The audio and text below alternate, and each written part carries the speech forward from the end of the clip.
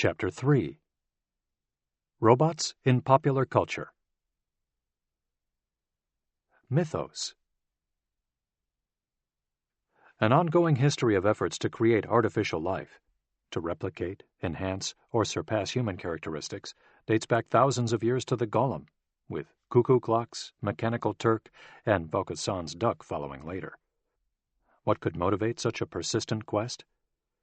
Humans might have sought validation as creators, to be on a level with whatever deity or other maker their religion names.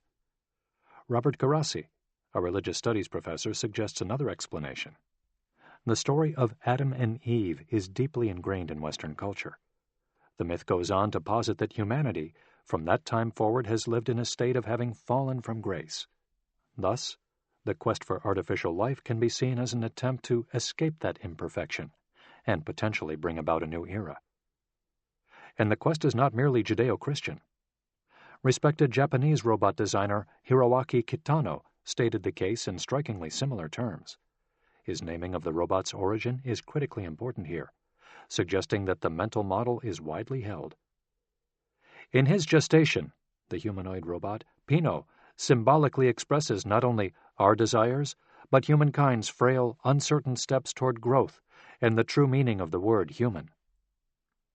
Technology has long been viewed as both an impediment, by Shakers and Amish among others, and an aid to a higher state of being. Gerasi identifies the digital utopians of the homebrew computer age, who thought the decentralization of computing, and thus knowledge, could help bring about flatter, more egalitarian power structures.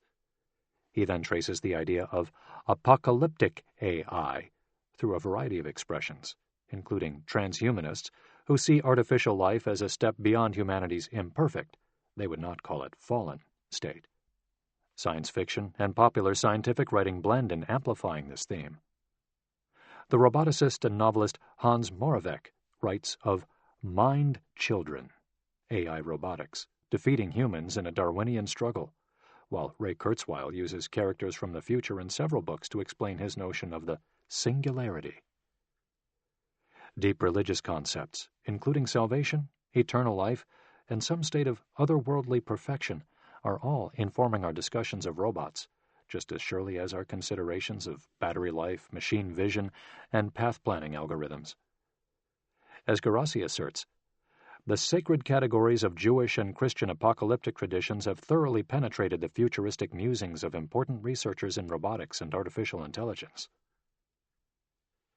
Given that these ideas have emerged in disparate areas, online gaming, popular culture, all sorts of computerized user interfaces, autonomous vacuum cleaners, drone warfighting, high-frequency stock trading, automated factories, the study of robotics provides a fascinating keyhole into contemporary existence. To study intelligent robots, Gerasi concludes, is to study our culture.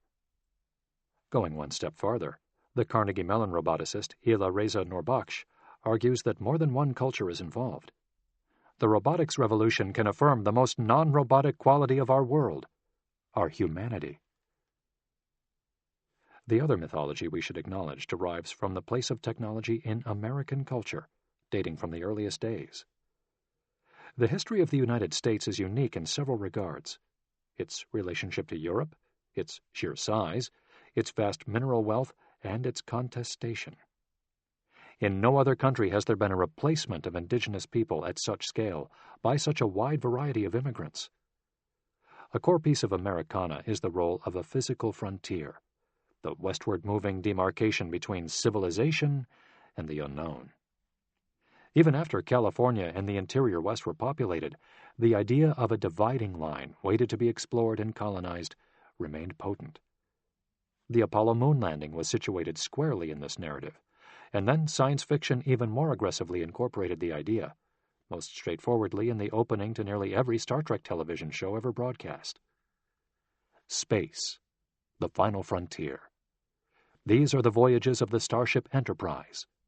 Its 5-year mission: to explore strange new worlds, to seek out new life and new civilizations, to boldly go where no man has gone before. The conquest of the North American frontier and the inhabitants thereof was largely accomplished with technological innovation. Rifles, railroads, barbed wire, and the telegraph in the 19th century, followed by irrigation, air conditioning, and interstate highways in the 20th. Technology helped establish a physical frontier, then itself became a metaphorical frontier, serving many of the same purposes once the territory was settled. In mythological terms, frontiers can apply neatly to science, knowledge, and innovation. A Google search of "frontiers of science" returns 31 million hits. Although many countries have active robotics research programs, among them Japan, France, Germany, and Sweden, the U.S. robotics effort should be situated in proximity to this rich mythological past of unique ideals: conquest, expansionism, and one other trait. For lack of a better word, let us call it solutionism. In one reading, this neologism refers to a particularly U.S.-centric attitude, often accompanied by some naivete, holding that most problems have solutions, often technological ones. More acerbically, the cultural critic Evgeny Morozov calls solutionism an intellectual pathology that recognizes problems as problems based on just one criterion, whether they are solvable with a nice and clean technological solution at our disposal. Whichever reading you accept, there is something in the U.S. ethos that seems to encourage tinkering rather than a more realistic view of the world that accepts that some things just cannot be fixed. With these two long-term backdrops in place, let us turn to the place of robots in Western culture, primarily science fiction literature, cinema, and television. It's difficult to recall an emerging technology with deeper roots in science fiction than robotics. From the very origin of the word, the history of robotics coincides with, and was heavily shaped by, images and legacies of books and movies. To the extent that science fiction is a relatively young genre, and that cinema and television are young media, this path of cultural influence is unprecedented. Its consequences, however, are substantial and largely invisible. As robotics becomes a much more feasible and familiar field, understanding its cultural origins becomes a necessary step in defining what robots are, what humans want, and how the two entities interact. R.U.R. R.U.R., the play that introduced the word robot, was a critique of mechanization and the ways it can dehumanize people. It premiered in Prague in 1921 and was one of the most performed plays of the 20th century, being translated and performed in almost all the civilized countries of the world, as one 1962 analysis put it. As its author, Karl Čapek, told a magazine, "The old inventor, Mr. Rossum, whose name translated into English signifies Mr. Intellectual or Mr. Brain, is a typical representative of the scientific materialism of the last 19th century. His desire to create an artificial man, in the chemical and biological, not mechanical sense, is inspired by a foolish and obstinate wish to prove God to be unnecessary and absurd. Young Rossum is the modern scientist, untroubled by metaphysical ideas. Scientific experiment is to him the road to industrial production. He is not concerned to prove, but to manufacture."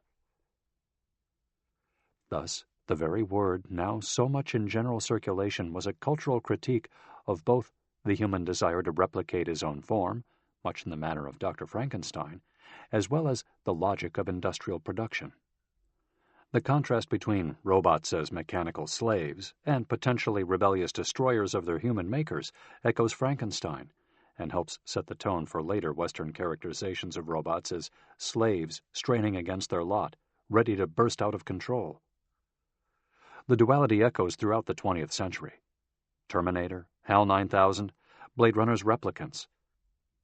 The character Helena in RUR is sympathetic, wanting the robots to have freedom. Radius is the robot that understands his station and chafes at the idiocy of his makers, having acted out his frustrations by smashing statues. Helena. Poor Radius. Couldn't you control yourself? Now they'll send you to the stamping mill. Won't you speak? Why did it happen to you? You see, Radius, you are better than the rest. Dr. Gall took such terrible trouble to make you different. Why won't you speak? Radius. Send me to the stamping mill. Helena. I am sorry they are going to kill you. Why weren't you more careful? Radius. I won't work for you. Put me into the stamping mill. Helena. Why do you hate us? Radius. You are not like the robots. You are not as skillful as the robots. The robots can do everything.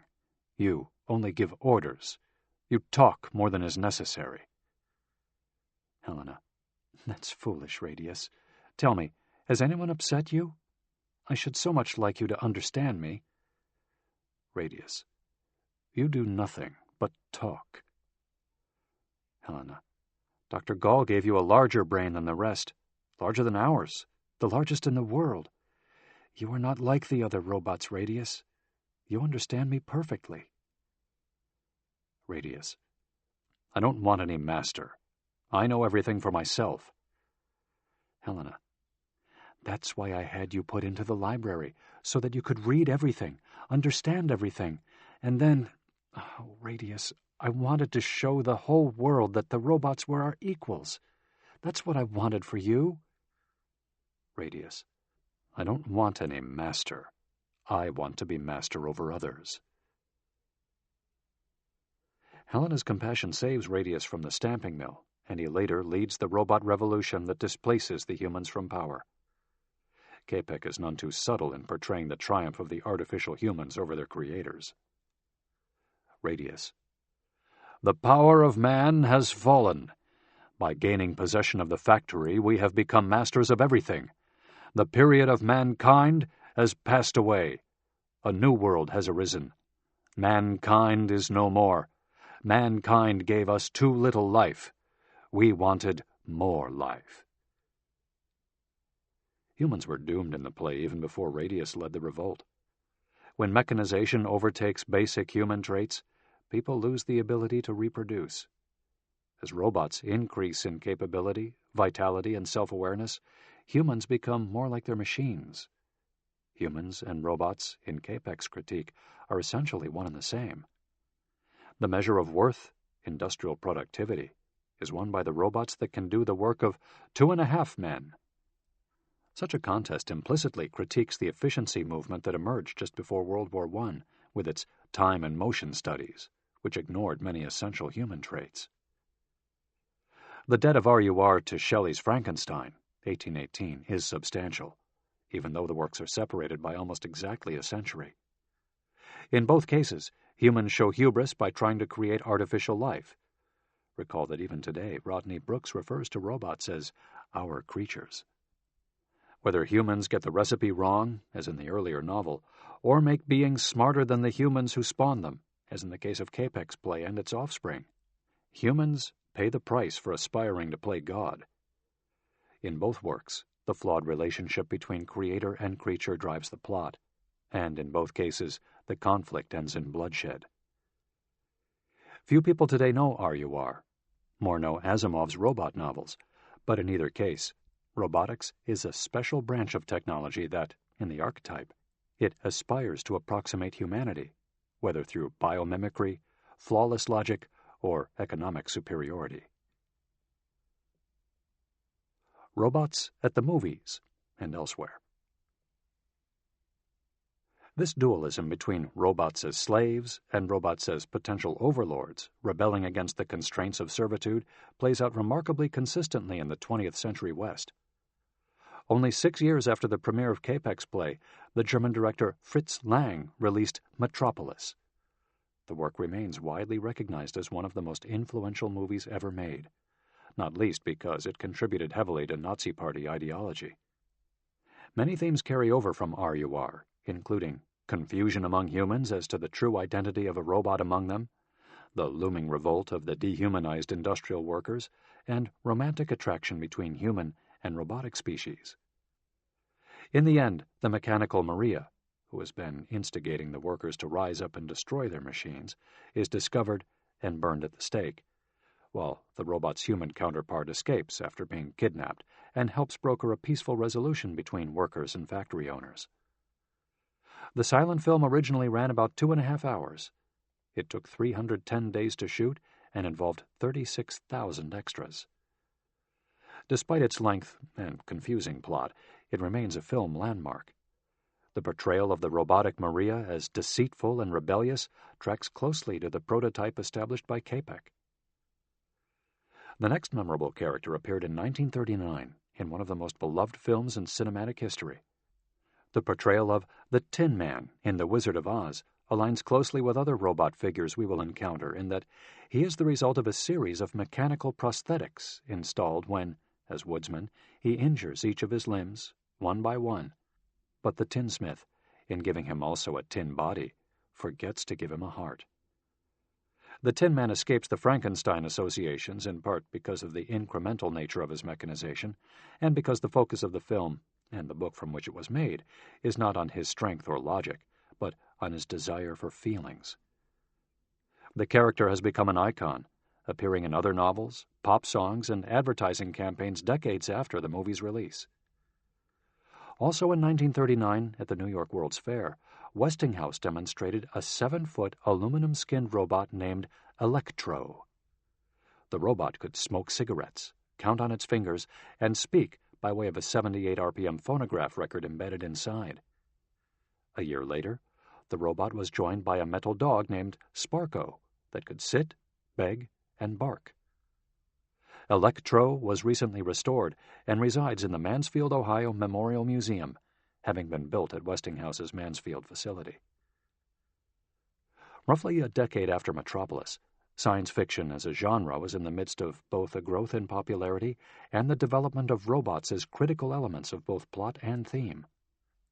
Although the arrival in the 1940s of what became known as the Big Three of science fiction, Arthur C. Clarke, Robert Heinlein, and Isaac Asimov, helped establish the genre as a marketable and recognizable body of work, it was in the writings of Asimov that robots gained new status, and robotics was foreseen as a discipline alongside mechanics or dynamics. In a series of short stories written between 1939 and their collected publication in I, Robot in 1950, Asimov introduced the notion of a positronic brain, a computer that operated at a sufficiently high level that artificial beings could express consciousness recognizable to humans. Rather than inhabit the Frankenstein stereotype of artificial beings scheming to destroy their creators, what Asimov called robot as menace, robots in Asimov stories consistently exhibit moral codes that were explored by way of conflicts rather than mere exposition. In the story Runaround, published in 1942, Asimov stated the 3 laws of robotics, squarely in line with his emerging sense that robot stories needn't be either threatening or sentimental. Instead, he wrote in 1982, "I began to think of robots as industrial products built by matter-of-fact engineers. They were built with certain safety features so they weren't menaces, and they were fashioned for certain jobs so that no pathos was necessarily involved." A concept of robo-psychology in Asimov's work helps human observers understand why robots made the decisions they do, for example. Complex themes such as the value of work, the attractions between humans and robots, and the relative value of a robot life versus a human one also appear regularly. One primary genre of robotic fictional representation features aliens from space that inhabit mechanical or biomechanical forms.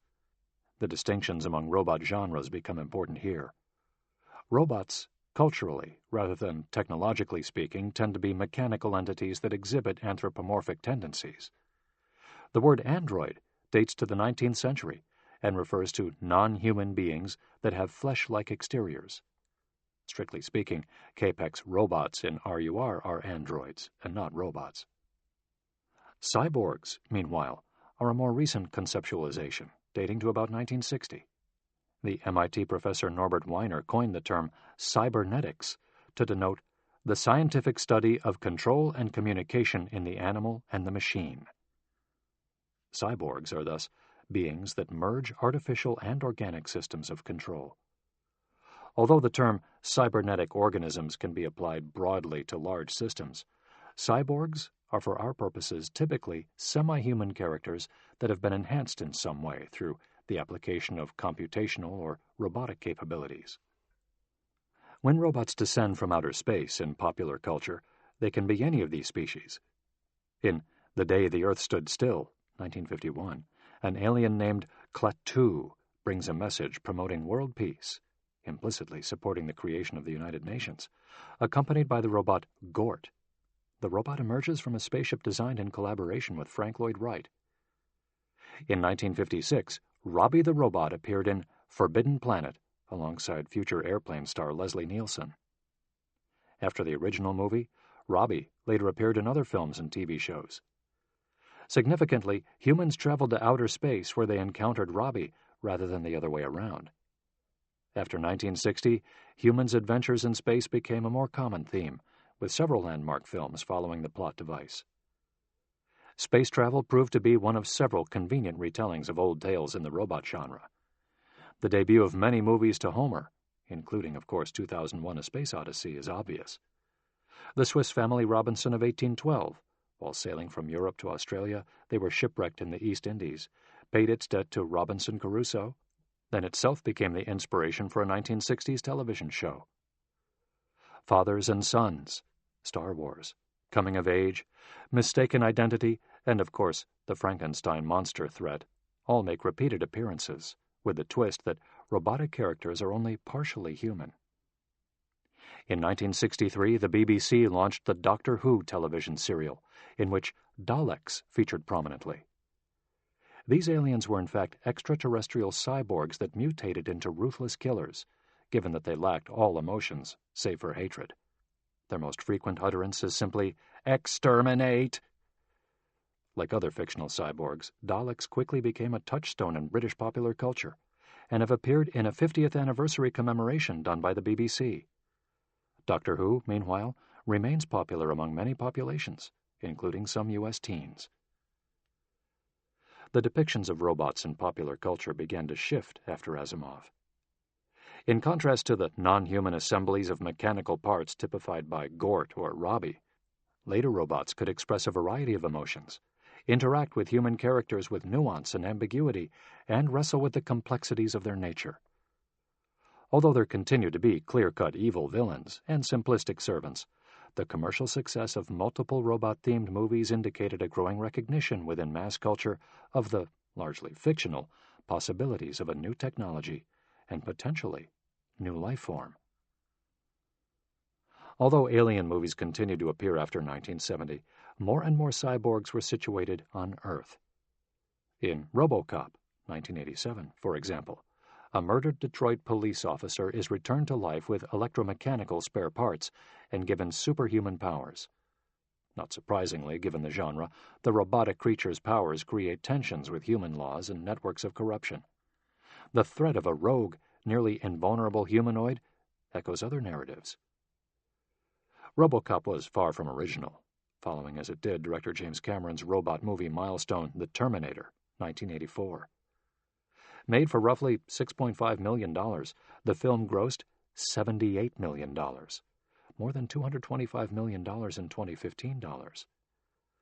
Arnold Schwarzenegger played a ruthless cyborg with flesh-like skin over a bionic endoskeleton.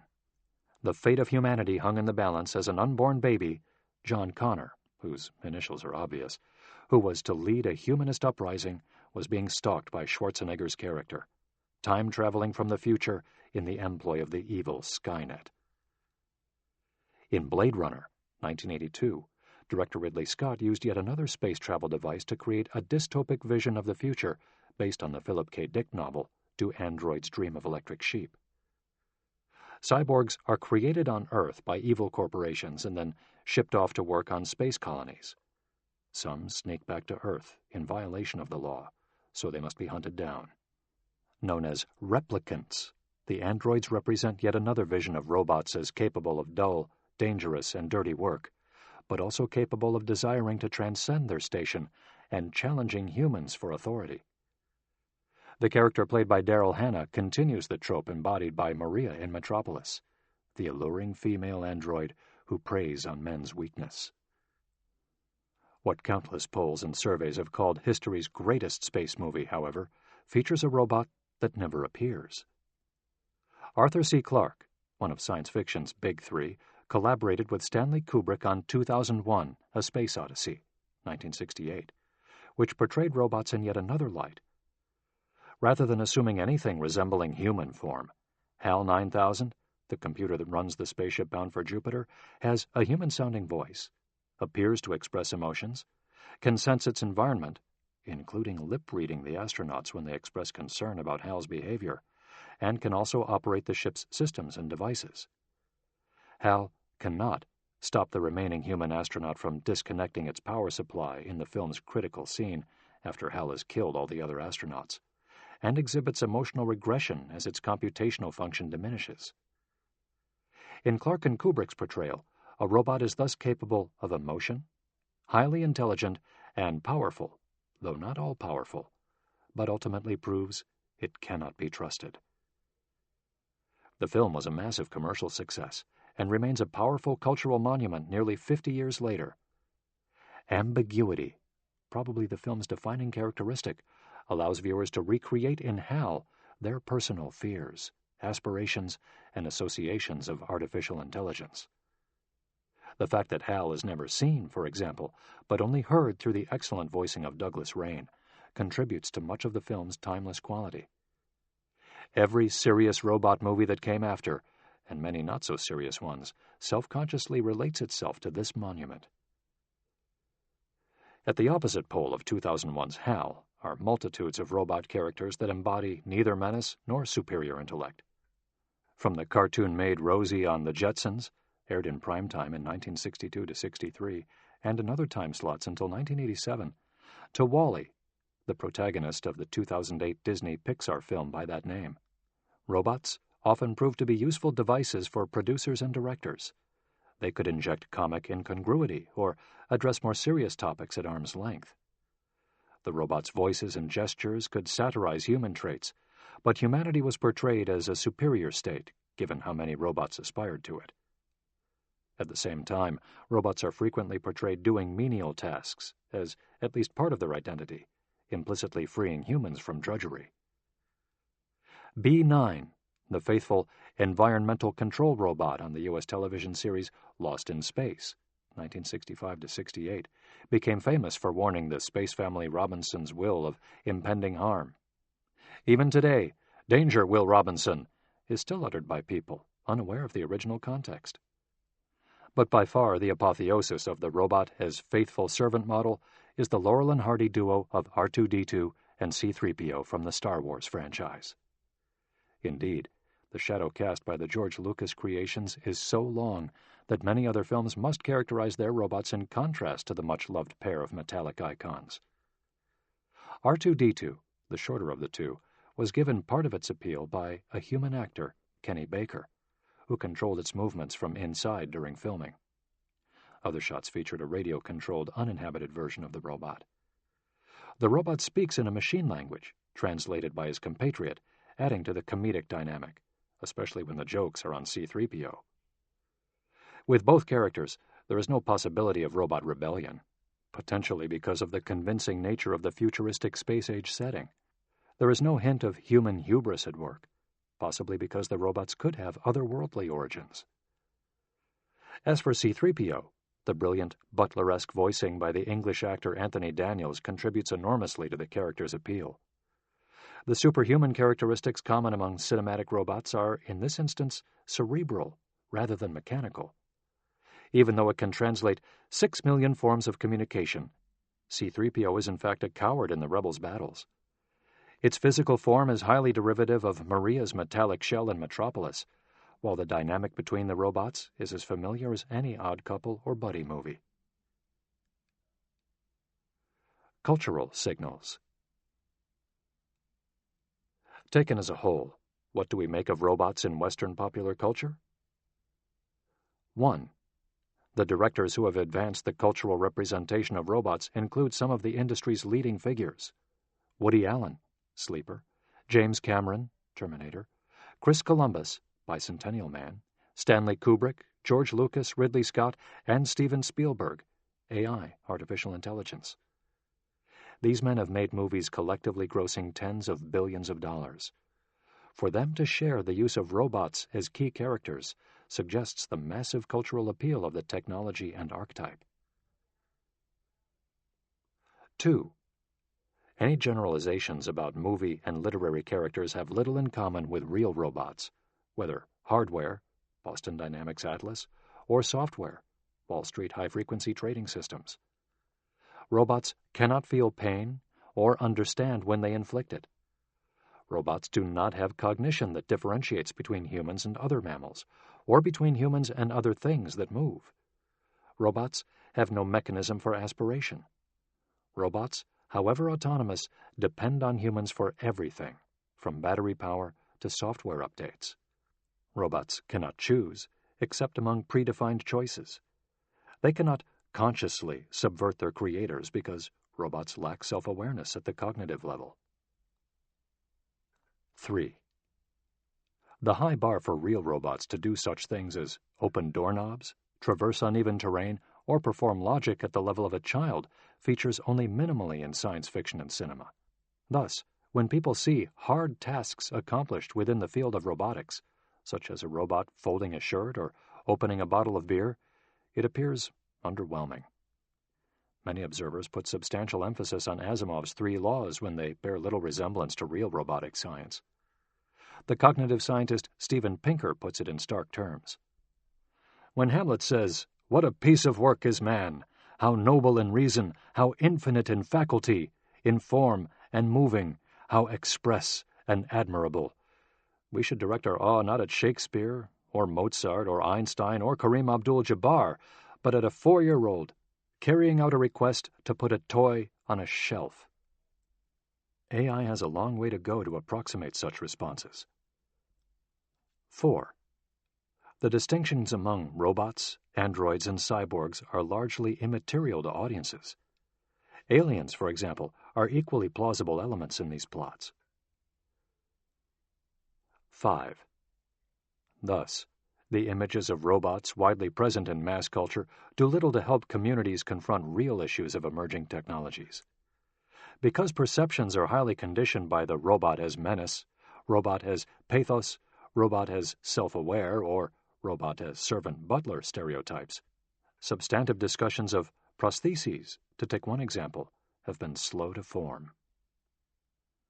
To summarize, Capek's conception of a robot, a check word, embodied a metaphor of humanity as slaves to technology, with the danger that the artificial creation might rebel against its human creators, much as Frankenstein's creature did.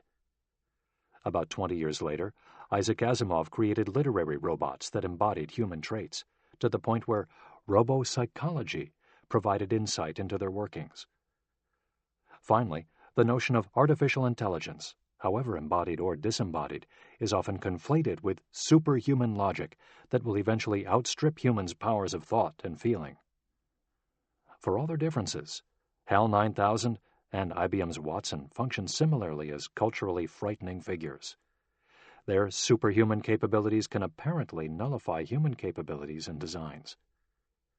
In each of these cases, the power of cultural iconography can distract us from concrete, live issues. Who besides Stephen Hawking should have robotic augmentation? Should labor unions invest in robots that replace human workers? Who can implement and override safety interlocks for a given class of robot? And so on. An alternative. The Japanese tradition. Note that all of the aforementioned cultural resources were explicitly Western. From Frankenstein through Star Wars and the Terminator, the theme of technology out of control, as the academic Langdon Winner put it, is always present. Created life often turns out to be, as Asimov said, robot as menace. But it is impossible to assess the current state of robotic science and representation without including the Japanese. Although manga, the distinctive Japanese comic art form, dates from the late 19th century, it can trace its origins to 13th century scrolls. After World War II, when the nation was reforming its mythology in light of both military defeat and foreign cultural influences brought with the U.S. occupation, manga emerged as a vehicle for heroism, virtue, and prowess. One artist, Osamu Tezuka, created a character that captured his nation's imagination. Called Mighty Atom, in Japan, he is more familiar to Western audiences as Astro Boy. One advisor thought the atomic connotations might be problematic for U.S. audiences after Hiroshima and Nagasaki. Mighty Atom has become an essential part of Japanese culture. He actually has full Japanese citizenship. Tezuka is regarded as the god of comics, on the same plane as Walt Disney, but with elements of Arthur C. Clarke, Stan Lee, Tim Burton, and Carl Sagan also in the mix, according to his biographer. Tezuka was a fascinating character. Born in 1928, he developed his considerable artistic talent in part by drawing skillful catalogs of insects as a teenager. He later graduated from medical school, where his drawings in his lab notebooks were exquisite, but did not produce medicine. His various characters, led by Mighty Atom, were organized into a star system, modeled on a Hollywood movie studio. They generated a massive following. Tezuka then developed his own production team that eventually made the first TV animations in Japan. Different characters and series, including his most ambitious story called Phoenix, helped turn manga into a multi-billion-dollar industry, both in Japan and worldwide. Tezuka's work was so skillful, innovative, and compelling that Stanley Kubrick asked him to be the art director of 2001. But Tezuka could not commit to move his team to England for a year during production. Tezuka died of stomach cancer in 1989, still drawing until his last day. Mighty Atom originally appeared as a supporting element in 1951, but was featured as a title character in 1952. He appeared regularly until the 1970s, and occasionally in the years after he had become a national icon. His fictional date of birth, April 7, 2003, was marked by nationwide celebrations. 4 years earlier, the character had been used to help launch Toyota's Prius hybrid vehicle in Japan. Through multiple reinforcing channels, the robot's likeness is a familiar image in Japanese culture. Mighty Atom's life originates in tragedy. When Dr. Tenma, the head of the Ministry of Science, lost his son, Tobio, in a collision between a flying car and a heavy truck, he convenes experts and builds a robot in Tobio's likeness. When he discovers that the robot cannot mature and cannot learn to love natural beauty, Tenma gives the robot to a circus. Tenma's successor at the Ministry of Science, Professor Okanamizu, finds the robot, discovers he can feel emotions, and nurtures him as a foster son. The scientist urges him to use his powers for good, primarily fighting crime, but also, in one episode, intervening on behalf of a Vietnamese village before U.S. planes were scheduled to bomb it. Thus, the entire story is rooted in the robot's need for human company and acceptance. Robot rights are a common issue engaged in the manga. Mighty Atom has superpowers, but not in the Terminator vein. He stands 4 feet 6 inches, 1.3 meters, and weighs 67 pounds, about 30 kilograms, but packs a 100,000 horsepower, roughly 75,000 kilowatt atomic engine, along with retractable jets in his hands and feet. Over the course of many stories, it is revealed that Mighty Atom has jet-powered flight, multilingualism, 60 languages, analytical skills, searchlight eyes, super-sensitive hearing, hidden weapons in his back, the ability to tell if a person is good or evil. This mix of characteristics, combined with Mighty Atom's diminutive stature, creates a myriad of plot possibilities. He can sweat while solving challenging situations, but he must be altered by his foster father to be able to shed tears. His powers were not infinite. Atom could run out of fuel, and when he ate human foods, they ended up in his machine-filled chest cavity and had to be removed. His enemies included bad people, people who hated robots, rogue robots, and alien invaders. Time travel was a frequent feature of the stories. Much like Asimov, roughly a decade earlier, Tezuka developed a code of robot law to guide Mighty Atom through his adventures. 1. Robots are created to serve mankind. 2. Robots shall never injure or kill humans. 3. Robots shall call the human that creates them Father. 4. Robots can make anything except money. 5. Robots shall never go abroad without permission. 6. Male and female robots shall never change roles. 7. Robots shall never change their appearance or assume another identity without permission. 8. Robots created as adults shall never act as children. 9. Robots shall never assemble other robots that have been scrapped by humans. 10. Robots shall never damage human homes or tools. Several aspects of the list deserve mention. Note the similarity of Rules 1 and 2 to Asimov's laws. Note also that there is no parallel to Asimov's third law, that robots should protect themselves. Deception by robots is explicitly forbidden 3 times over. The tension between Adam's external childhood, superhuman powers, moral compass, and desire for human love drive his identity. It both shaped and reflected Japanese attitudes toward robots at large. The Sony Aibo, for example, clearly reflects a sensibility in line with Adam. The appealing, nearly cuddly presentation of robots in many Japanese scenarios, Paro the Seal being only one, conveys neither cold utilitarianism nor potentially demonic upheaval. The contrast can be readily observed when comparing Mighty Adam to a contemporary Japanese manga robot, the giant Iron Man, which began appearing in 1956. Weighing 25 tons and standing 20 meters, 66 feet tall, Iron Man had been built during the war as a secret weapon, but then was turned to peacetime uses. Unlike Adam, he was not autonomous but was remote-controlled, usually by a clever young boy, but subject to being turned to evil purposes if the remote were stolen. Although the boy did fight evil, much like Adam, the moral neutrality of Iron Man helped delimit a larger dialectic within Japanese culture. Much like that expressed in Asimov's laws, there exists a desire to have robots help humanity rather than hurt it, embodying a higher moral vision than humans can claim for themselves.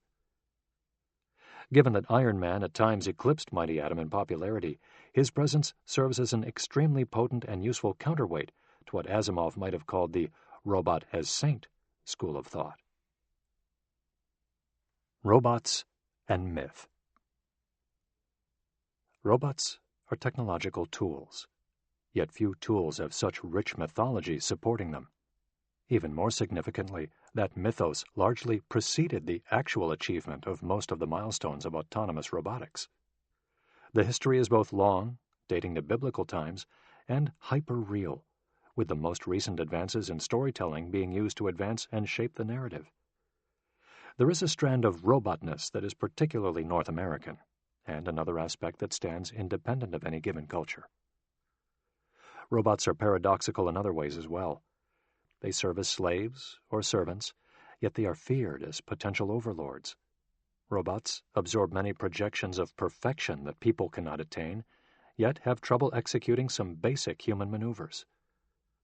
Robots offer the prospect of radical advances in leisure, while raising questions of what humans will do for a livelihood.